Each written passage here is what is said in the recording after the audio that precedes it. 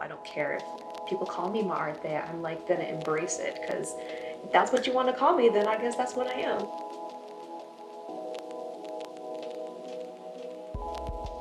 What's good? What's good? What's good? My name is Asia Jackson. I'm an actress and content creator.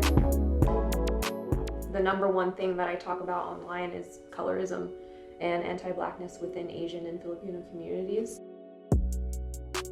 I created Magandang Morenex in 2016 for me to embrace and celebrate the diversity of Filipino beauty, because when I was younger, when I was living and going to school in the Philippines, I was bullied for having darker skin. 3 months old. Daddy's little girl's walking. Grab a cup of tea, because this is gonna get long. So I was born in Moreno Valley, California. And when I was 2 weeks old, we moved to Mississippi, and then Colorado, and then Virginia, and then Montana, and then Japan, and then Philippines, and then Texas, and then we moved to Long Beach, California, and now I'm in Los Angeles. Being a military brat definitely made it a lot easier to make connections with other people. Every kid that lives on a military base is from such a different background. It taught me a lot about how cultural differences are in every single community, even within the same state or within the same country. I feel like the city of Los Angeles gets a bad rap sometimes, but I freaking love this city.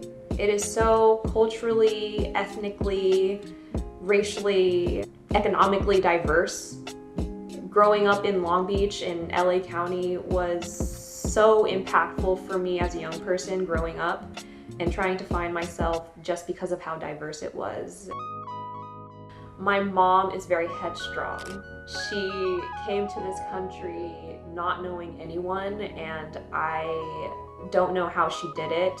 I can't imagine going to a country where, you know, English is not your first language, even though you spoke it. I feel like I'm a very opinionated person, and I definitely feel like I got that from my mom. My dad is the biggest nerd that I know, and he knows it too. I think I got my love for science fiction and obviously coding from my dad. We would just watch movies all the time, and that kind of made me fall in love with film. I didn't know that I wanted to be an actor at the time, but I really love the aspect of storytelling. He's so unapologetically himself that it really inspires me to kind of embrace those nerdy aspects of myself as well. I think he really fostered an environment at home that allowed me to be curious. I kind of have a really interesting experience as a Black Asian, because a lot of my Black Asian friends and colleagues told me that their two sides of their families didn't really get along very well, and that there was a lot of racism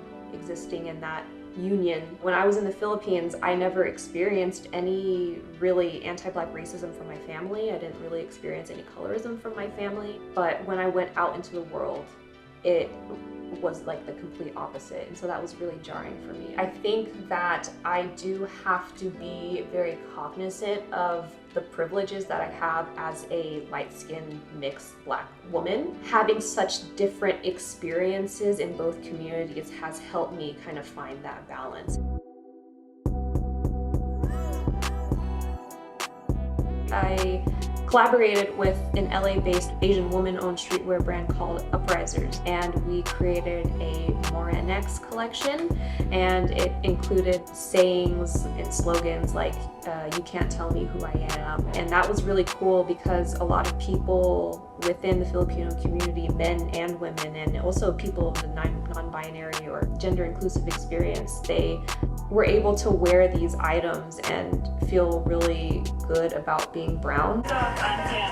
Let's go see if you can run. My name is Melinda Cirilo Jackson. I'm from Baguio City, Philippines, and I am streetwear model. I'm a morena. I'm like the darkest in my family. For some reason in the Philippines, being brown is not beautiful. They're very judgmental about beauty standards. For some reason, we just thought of white as beautiful.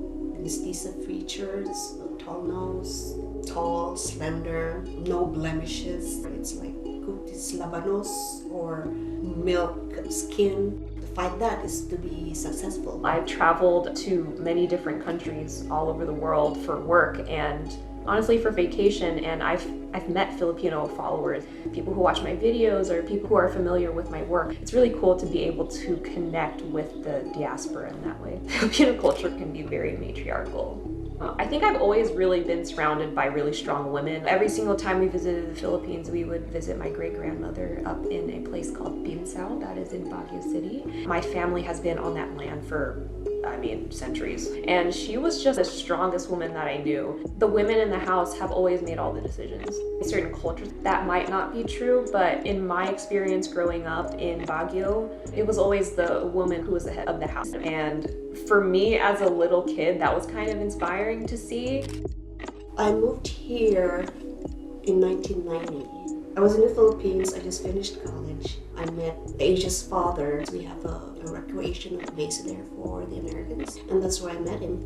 We rode each other for 3 years, and then he came on my graduation and with a ring. The most significant memory of my mom is when she confided in me and told me that she wanted to get a divorce from my dad. I think I was like 18 or 19 at the time, and I went through so many emotions. I was devastated. I think that when you're a child, all the way up into a teenager, there's this idea in families that your parents are perfect and that they have all of the answers. My parents are still friends, you know what I mean? We still hang out with each other all the time. They're just not married anymore. They just don't live in the same house anymore. People change all the time and they grow. There are different examples of what a healthy relationship looks like, and family doesn't look the same for everyone. When she talked about her experience in the marriage, as being a mom, as being an immigrant, I learned a lot about her mental health struggles during that conversation too. I was like, wow, my mom is a human just like me. Like she struggles just like I did. And that was like the turning point for me. I feel like from that point on, our relationship really improved. Like she became my best friend. When Asia was in high school, I think that's when I realized how she's grown. She never talked to me about racism before, what she experienced in the Philippines. I wasn't aware of that. I speak my mind even when I was younger. So I think most Igorots are, because we were marginalized and we kind of like just grew up always trying to explain ourselves. You know what I mean? Igorot was used first as a derogatory term, and then we reclaimed it. And we reclaimed it. It's just like a term used by the Spanish or non-Filipino. Igorot is like, like derogatory, like people from the mountains. At first, before, I easily get upset, and then I just learned to like just understand. There's a lot of like misconceptions. I thought that every Filipino was Igorot when I was growing up. I remember one time there was a Filipino dance group that was doing tinikling, and I was like, Mom, what's that? And she was like, oh, that's not our culture. And it wasn't until like my early 20s that I realized that I was indigenous. My brother, he's 8 years older than me. I kept referencing Igorots as they, as opposed to we. And I remember he was like, hold on. Why do you keep saying they? You are also Igorot, so why don't you say we? And it completely changed the way that I began to see myself. It changed everything for me. Sayaw is meant to express joy and celebration and is performed at a social event called Kanyao, which is a sacred cultural feast and festival of the Igorot people. I'm just, in awe of women now,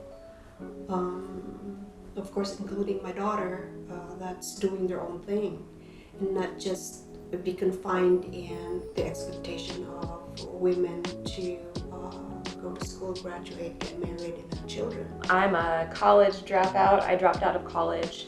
I was originally going to college with the intention of majoring in computer information systems. I taught myself how to code when I was 11, so I thought I would do that for the rest of my life. Like, oh, I already know how to do this, so I'll just do it for the rest of my life. While I was in college, I took a film production class and a TV production class as an elective. Then for our final project one semester, my classmate asked me to be the main actress in his final project. I found out through that experience that I actually really liked being in front of the camera as well.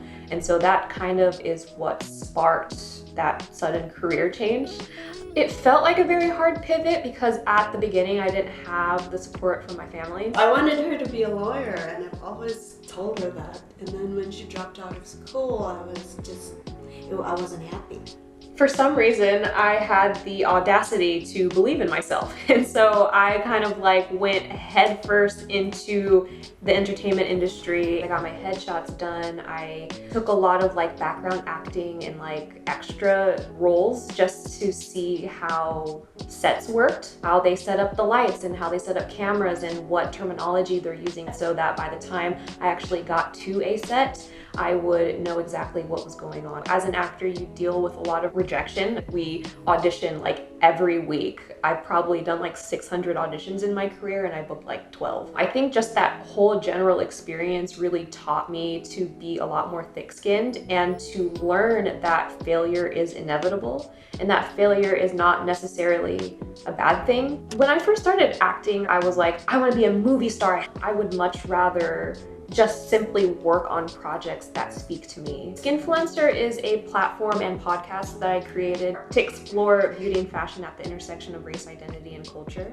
to explore why certain beauty standards exist or why certain fashion trends exist. There's a common misconception that fashion is just fashion and makeup is just makeup, but when you research further beyond the surface level, what you'll find is that every single fashion trend and beauty standard and everything in between was influenced by a current event or politics. I think that when you look at the entertainment industry, if you're mixed with white, you benefit from colorism. You are given priority jobs, priority treatment, priority visibility. The same cannot be said to Filipinos that are mixed with black. One of the biggest obstacles that I face in doing work with Magandang Moranex is the emotional labor.